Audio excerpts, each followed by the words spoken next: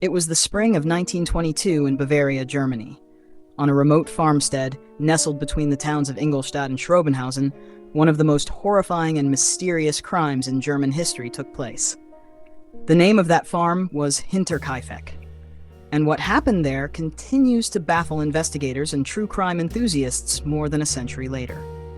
The farm was home to 6 people: 63-year-old Andreas Gruber, his 72-year-old wife Cecilia, their widowed daughter Victoria, aged 35, Victoria's children, 7-year-old Cecilia and 2-year-old Joseph, and a maid, Maria Baumgartner, who had just arrived that very day. In the days leading up to the murders, strange things began happening. Andreas Gruber told neighbors he had discovered mysterious footprints in the snow, leading from the forest to the farm, but none going back. He heard footsteps coming from the attic, though no one was found there. A set of keys vanished, and a newspaper appeared in the house that no one in the family subscribed to. Despite these unsettling signs, the family stayed.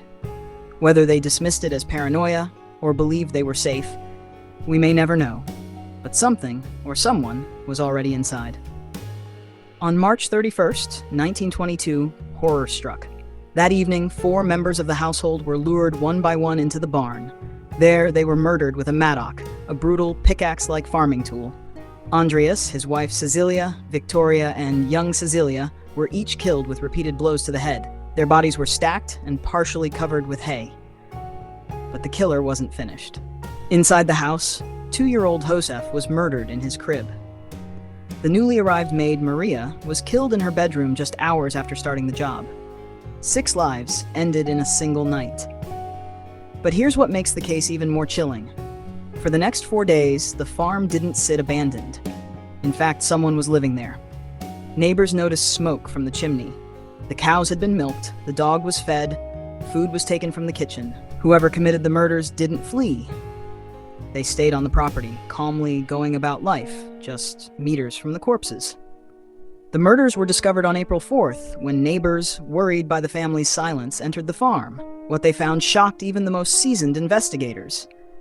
In the barn, the bodies lay concealed under hay. Inside the house, Josef and Maria were found dead in their beds. The crime scene showed signs of chilling calm. Animals tended to, household chores done, all while the bodies decomposed in silence. Police launched an intensive investigation, but despite hundreds of interviews and nationwide interest, no one was ever charged. Several theories emerged over the years.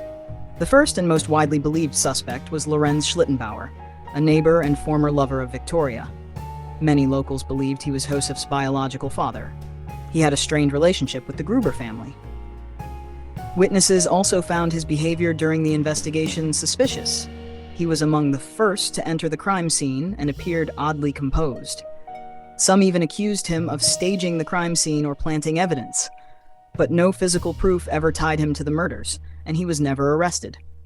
Others proposed robbery as the motive. But this didn't add up. Valuables and money were left untouched. If someone came for theft, they left without taking anything. Then there were darker possibilities. One theory suggested a deeply personal vendetta, revenge or rage directed at the family. Victoria had reportedly tried to start a new life, was active in her church, and may have had enemies. Some speculate that Josef's paternity and the rumors of incest between Victoria and her father could have triggered deadly resentment or scandal. There's also the disturbing theory that the killer had been hiding inside the house before the murders took place.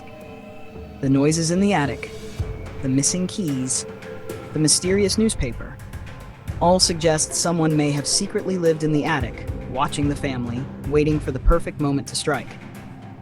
In 2007, the case was reopened as a cold case exercise by German Police Academy students. They reviewed all surviving evidence and testimony. Their conclusion? They believed they had identified the likely killer, but out of respect for surviving family members, the suspect's name was never publicly released. One modern theory suggests the killer may have been Paul Mueller, a suspected German-born serial killer who operated in the United States in the early 1900s. He was linked to a series of family murders eerily similar to the Hinterkaifeck case. But this theory, while intriguing, remains speculative and unproven.